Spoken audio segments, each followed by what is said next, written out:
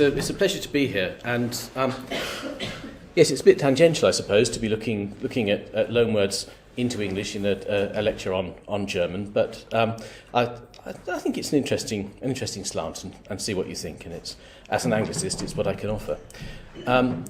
So these are quite large questions, not all of which I'm going to address in all of their aspects, certainly. But how can we survey borrowings from German into modern English? Yeah, it needs to be modern English, because there aren't really loanwords from German into earlier stages, very, very few. Some from Low German. I'll touch on a couple of examples. How does borrowing from German compare with borrowing from other languages in scale and nature? What issues are there in identifying loanwords and various types of loan formations? And are concepts such as Fremdwort and Lehnwort of practical use? And what issues do they raise? So, to start out with, obviously loanwords are everywhere, but not everyone uses the same loanwords. Some occur more commonly in some stylistic levels or only in discussing certain topics.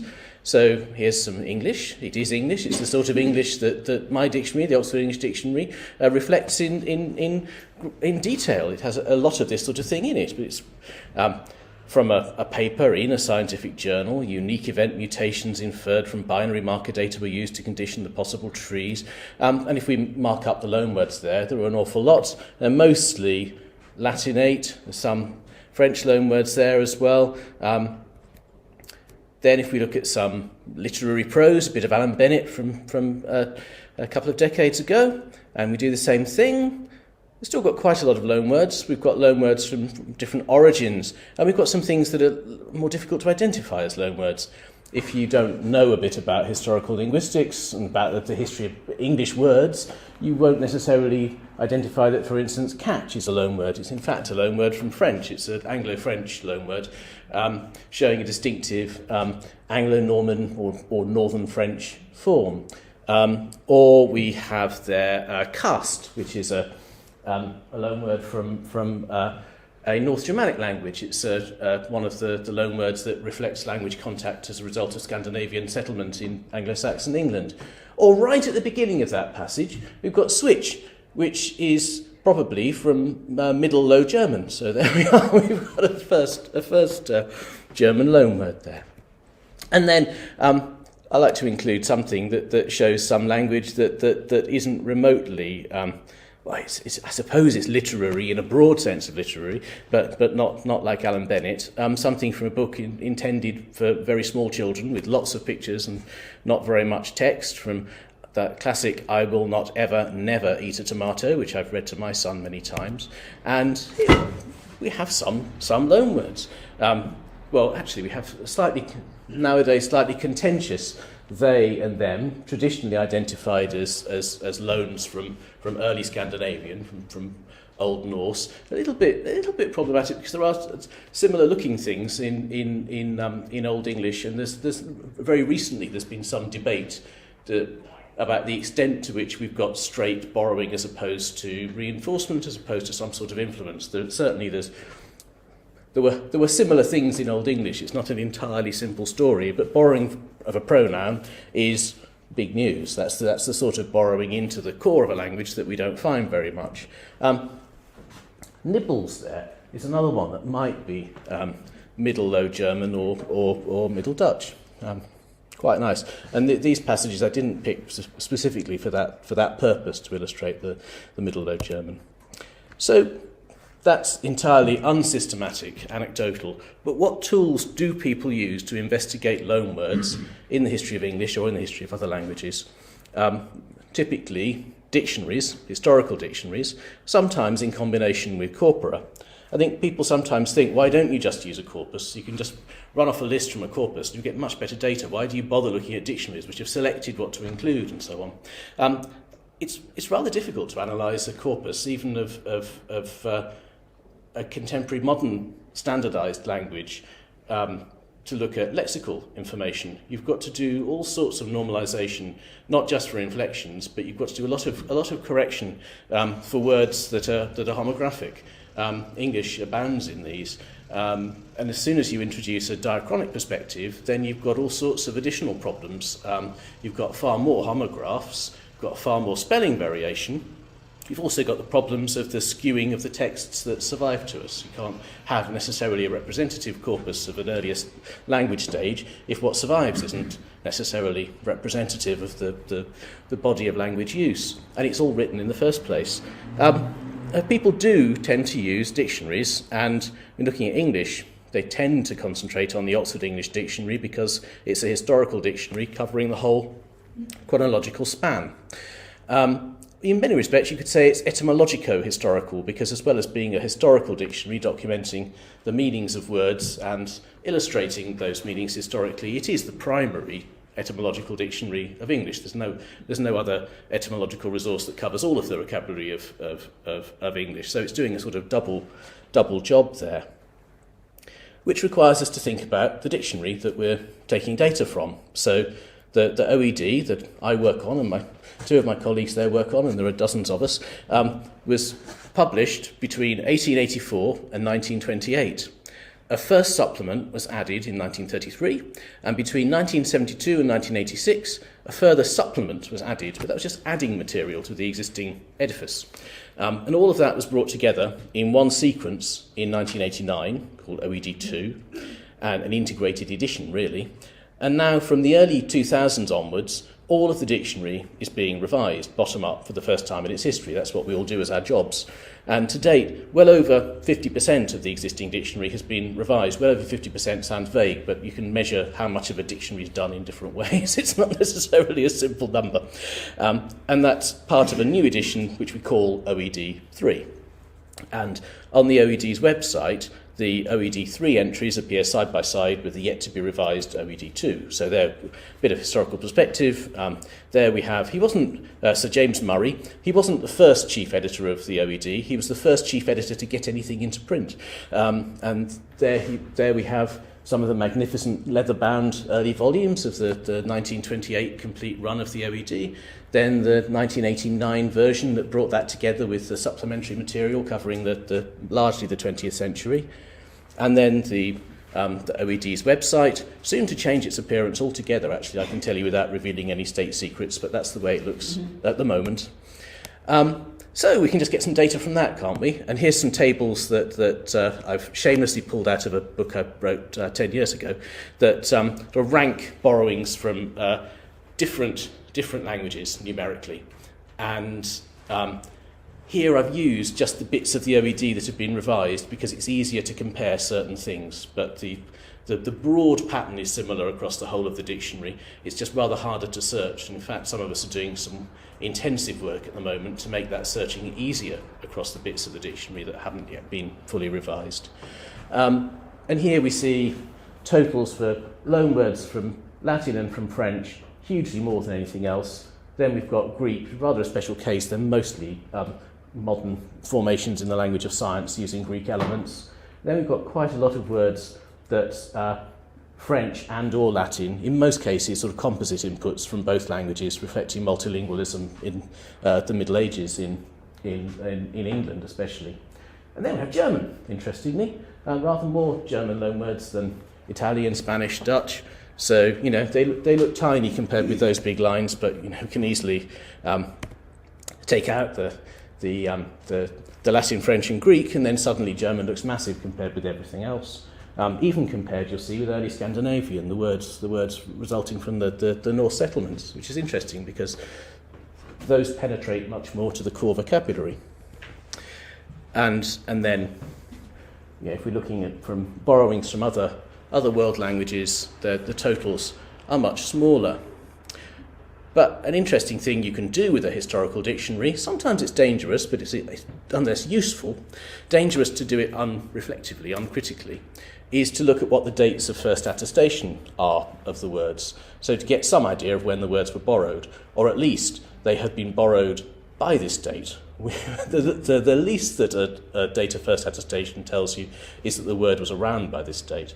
It may not have been very common at that date, but at least it was around, and it could have been borrowed rather earlier. It's always important to bear those two caveats in mind. So if we do that with the French and the Latin, we get a historical picture. Looking at the crude totals, we see that there's an awful lot of borrowing from Latin. That's the orange in the early modern English period in the 19th century.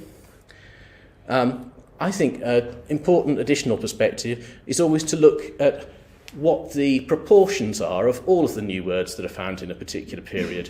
I'm not saying it's better than that, but I'm saying you ought to have both side by side, really, ideally. And if you do that, the picture looks, it brings other things to prominence, because we see that borrowings from French in the first half of the 14th century, for instance, words first recorded in that period, are making up a third of all the new words in English in that period.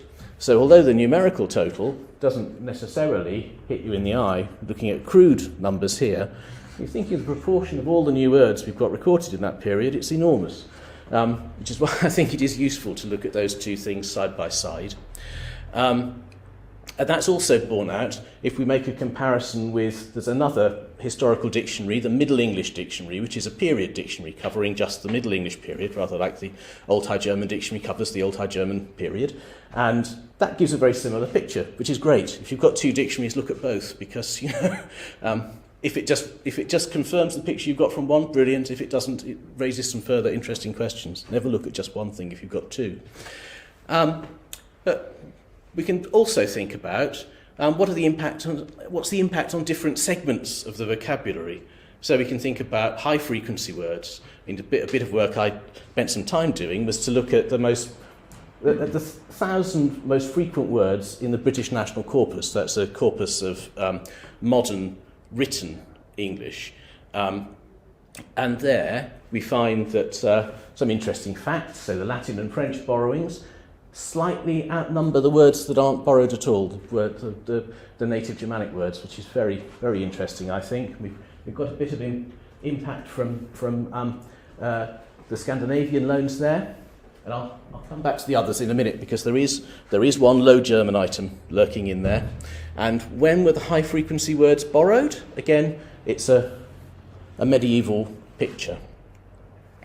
So we've got things like nature, action, both identified in OED, in the new edition of OED, and in the Middle English Dictionary as well, actually, as composite borrowings, partly Latin, partly French, reflecting a multilingual situation where almost certainly the first people to use these words in English were multilingual, also using Latin and Anglo-Norman in different functions in their literate lives. And that's why we get this huge polysemy of these words as well. What this bit here is doing is listing all of the relevant senses, all of the meanings of the word in Anglo-Norman and in Latin that map to meanings that we find in English. So we can see that we've got borrowing going on all over the place. We can see a composite here, really, rather than a sort of single point of contact. Whereas an early Scandinavian borrowing like take, there's not so much to say about the semantics there, because the semantic side of that borrowing is much simpler. And then we've got one Middle Low German item in these very high frequency words, but it's a bit of a sort of trick example. It's trade, and it's a composite borrowing, probably showing some input from Middle Dutch, some input from Middle Low German. But in both of those languages, the relevant meaning is track or path.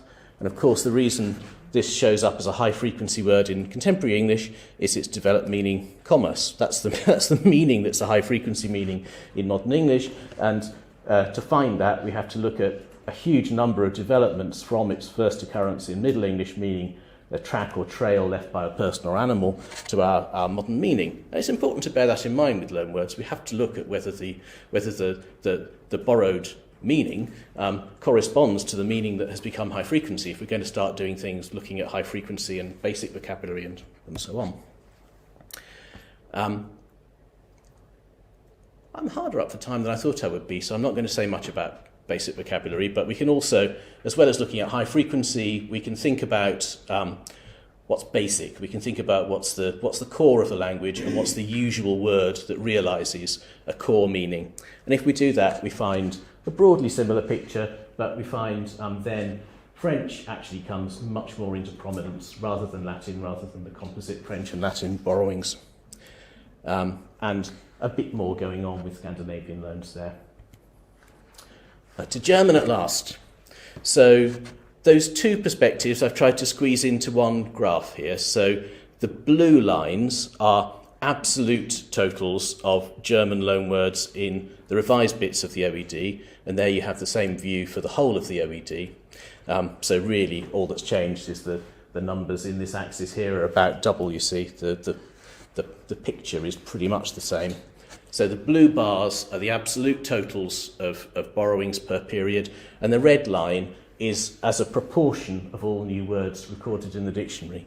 And here, in the case of German, there's no surprises when we do that. The pattern is roughly the same. So both as a proportion of all the words in the dictionary and as a crude total of just numbers of borrowings recorded, we've got our biggest peak in the 19th century. It looks like there's very little borrowing from German in earlier centuries, an awful lot in the late 19th century. And we can then think about some highlights. So we can easily pick out examples of cultural loans, names of items of manufacture, food and drink, and so on. So Pumpernickel, Semester, Liebfrau, Milch, Poltergeist, Zeitgeist, Doppelganger, and so on. Here the capitalisation reflects what the OED has decided about the typical capitalisation of the English word. I haven't forgotten that I ought to have capitals on those if they were German, but that's something I want to come on to a bit more, really, whether that's a factor in seeing how well a loan is assimilated. But, we've got these sort of standout words, and we can make a picture, fairly crass picture, sort of German culture as seen by the Brits as reflected by these loans, with Pumpernickel and some people settling down to enjoy a Gesamtkunstwerk in a rucksack, and Schubert's Lieder, and wine of varying qualities, kids in a kindergarten, and a chap in his lederhosen. But that's not the whole picture. Obviously, it's not the whole picture. What's going on with that late 19th century peak? Is it all this sort of thing? Is it all people interested in aspects of German high culture, German food and drink and so on? Or is there other stuff going on as well? Yes, I think there is. I think really the important thing, if we're looking at a dictionary like the OED, remember at the beginning I put up that slide that showed a little bit from a scientific journal picking out the borrowed words. The OED is full of that sort of language, as well as the I will not ever never eat a tomato sort of language. So that's reflected in these totals as well. If we just ask a dictionary, how many words do you have borrowed from German? Lots of them are going to be words that are used typically in scientific technical discourse. So I think what's going on with that graph is we see a reflection in part of the importance of German as a primary language of publication in the sciences and more generally in the late 19th century and the early 20th century. If we look at scientific coinages, we find that very, very broadly, they're very often published in French in the first half of the 19th century. They're very often published in German or in French or in English in the late 19th century, early 20th, and the dominance of English as a language of primary publication is a phenomenon of recent decades. So, as well as things that we might expect, given importance of German expertise historically in fields like mineralogy or mining, we've got things like bismuth and quartz and cobalt and so on. We've also got things like polybasite, alloclase, spherite, formed from elements which are certainly not of German origin, and that nobody would know was a German loanword unless you made a case to them, unless you showed them you'd done some research to show that it occurred first in a German sentence. And words like paraffin, coined in German from Latin elements, parum, too little, and affinis, closely related, akin. I think it's a metaphor arising from the fact that the substance was unwilling to combine with other substances, which was what made it interesting to the discoverer. So paraffin was coined by a German scientist employing Latin word elements in a non-transparent way. It's been borrowed as a unit with etymologically completely opaque to most speakers into English, French, and numerous other languages.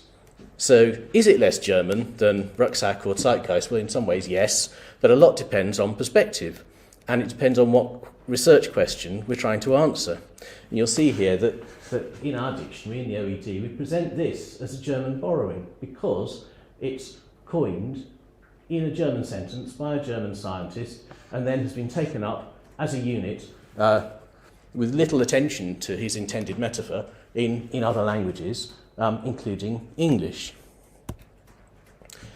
But besides loanwords of that type, we have plenty of loan translations, which didn't feature in my previous figures. So examples like magic realism, formed on the model of German magischer Realismus, but in many cases, particularly where the model shows words that are cognate and transparently related, there can be a rather fine line between loan translations and loanwords. Sometimes we have an absolutely clear distinction if the loan translation is modelled on something that, except semantically, bears no resemblance to the new formation. But in other cases, it can be rather finer line. So we have many cases in OED from the language of science, like papaverine here, where we have what we might call scientific internationalisms, where the same scientist often published the equivalent term in multiple languages more or less simultaneously. And so we're sort of playing a game of finding which one came first, and where the use of the word-forming elements would have been transparent to scientists regardless of the language of publication. In those cases, OED normally treats these as loan translations rather than loans, distinct from paraffin, where the elements are not by origin German, but their use is ingenious, non-transparent. It's become a unit, which is then borrowed as a non-transparent unit into other languages. But it's a very fine line. So these other instances are all treated by us as loan translations of slightly different types. Well, in the case of alloplastic here, it's only the second meaning, the use in psychoanalysis, which has a clear German model, alloplastisch. And then, sort of overlapping with this, what about degree of integration? Especially in the German lexicographical tradition, Lehnwörter are frequently distinguished from less fully integrated Fremdwörter. Obviously, modern German has a dedicated historical dictionary of Fremdwörter, but it's not a clear-cut distinction. In my view, it's best to bear in mind that we're dealing with what is at best a Klein here.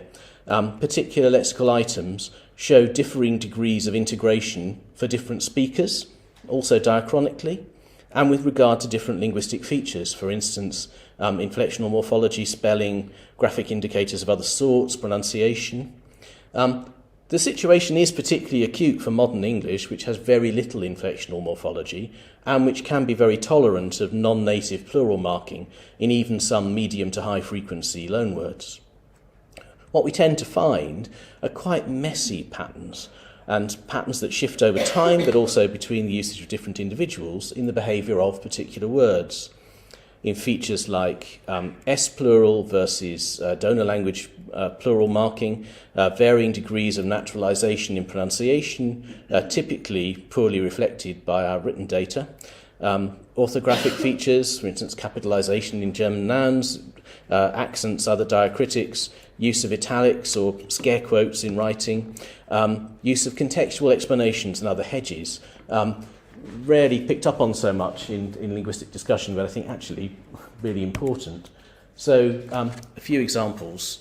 So Metwurst has a entry in the OED, borrowing from German, type of smoked sausage made from spiced and finely minced beef or pork. So I think we've got various of these things happening here. Our first quotation from 1836 has done away with the capital letter, but then that's maybe reflecting period practice more than naturalisation. But it glosses it. It tells us what it means.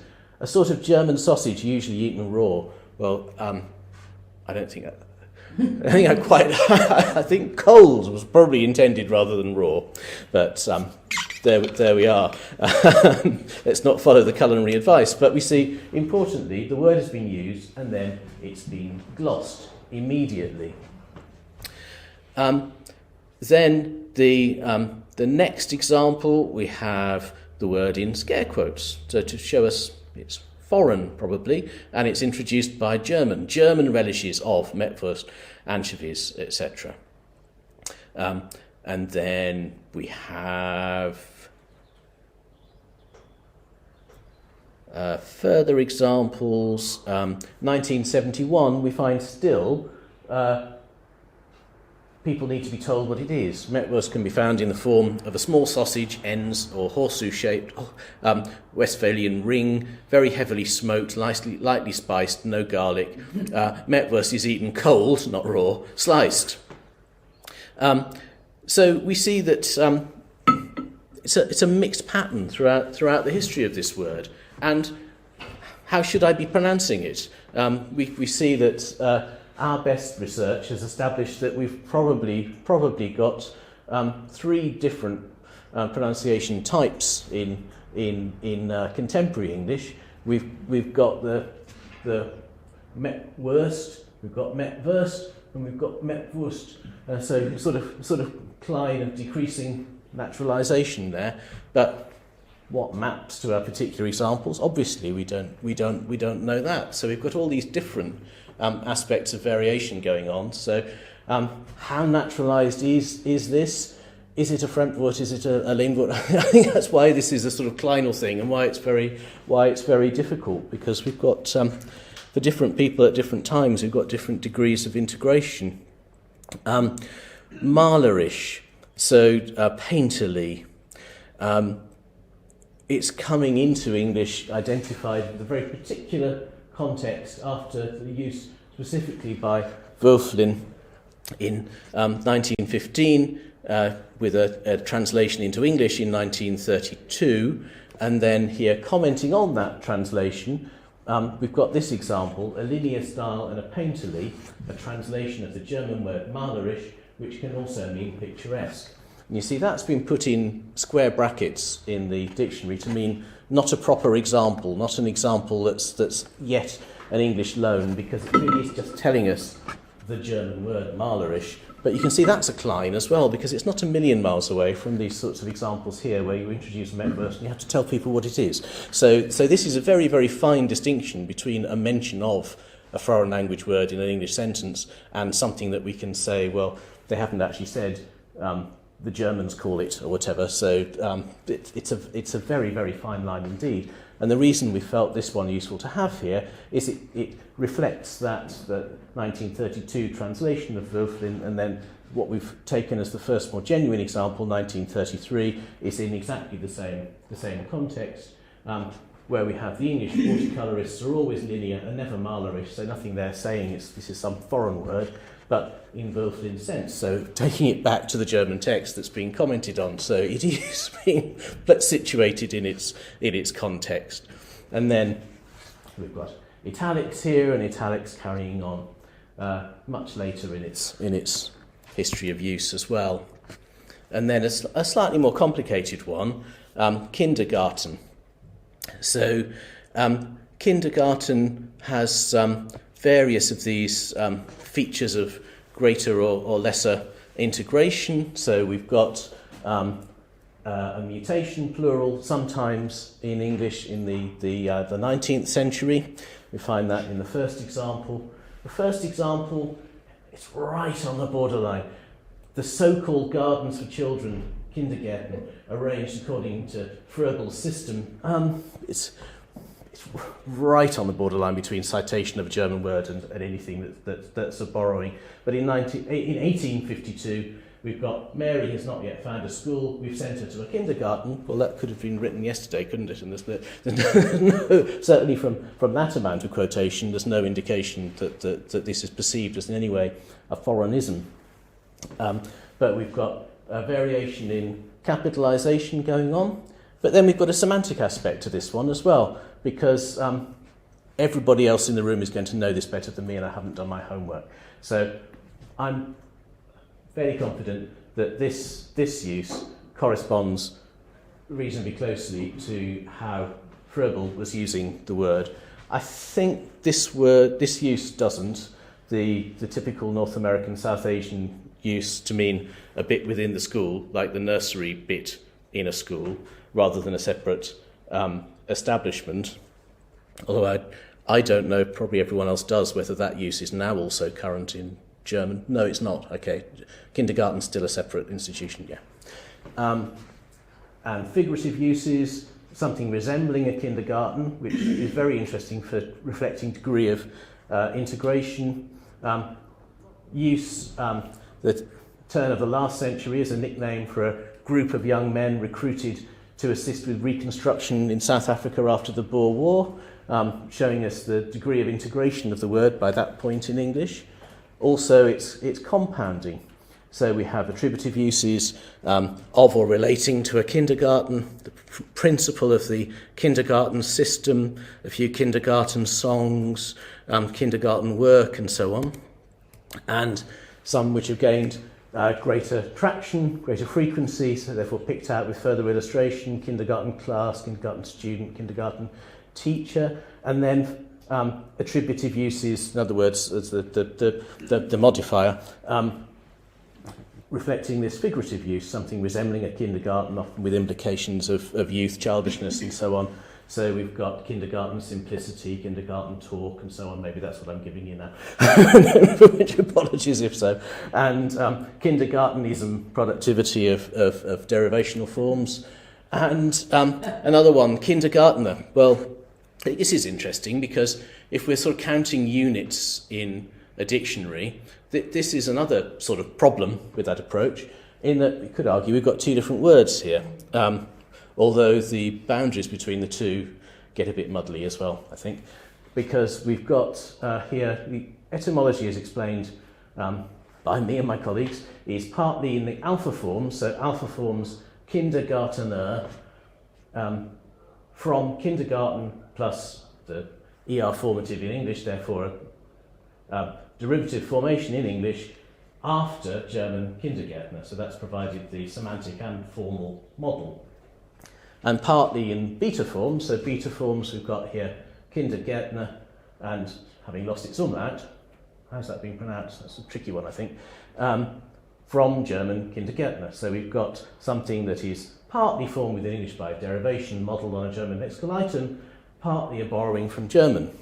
Well, depending on perspective, you might think that's getting into the realms of angels on a pinhead, or you may think this is an important theoretical distinction that we've squashed together. I think the squashing together is partly explained justified by this. You know, we've got these sort of intermediate forms going on and so on. But I think that shows you why just counting units in a dictionary is only the start of the job, really, which is the advice I would give anyone who was planning to use dictionary data for exploring lexical cultural history. You know, you start out with something like this, but really that's just the starting point for thinking about what are the sorts of text types and cultural contexts that are reflected. The fact that our dictionary does regard the formations from Latin elements like paraffin, spherite, and so on, if they're opaque, as being German borrowings, that makes a big difference to the numbers, makes a big difference to what's going on there. It sort of does a lot to explain why the German total is so much higher than the Italian, Spanish, Dutch ones in that table, rather than necessarily this being composed mostly of things like Pumpernickel or Gesamtkunstwerk or Rucksack or whatever. So that's an important consideration, how things are being classified. If we're doing things in depth, we probably want to know how many of these sorts of loan translations there are as well, because they're an important part of the picture. We shouldn't concentrate just on loan words. And we need to think critically about what is the degree of integration, but I would say bearing in mind that it tends to be a very mixed and changeable picture. What we in fact find on the ground is messy and variable, and often the length of quotation we give in a historical dictionary isn't enough either to really see the context. You probably want to drill through to see the fuller context, to see what really is going on in these texts, can I get more intuition about whether these are being introduced as foreign words, whether the word is used multiple times in this text, whether by the time someone's read it, it will seem a very familiar text to them. These are all considerations we need to bear in mind, but that make the task so much bigger and richer, because words all have their individual histories. It's a truism, but it's no less true for that. And we need to bear that in mind and treat them as every one of them is a rich, complex item, even borrowing of a name for a type of sausage like this. But at the same time, we want to be able to extrapolate from that to a broader overall picture. But the sort of interface there is tricky, and I think worthy of study and worthy of attention. But thank you. Brilliant. I've a number of questions. I think people will have. So thank you for finishing early and giving us the chance to ask a bit more.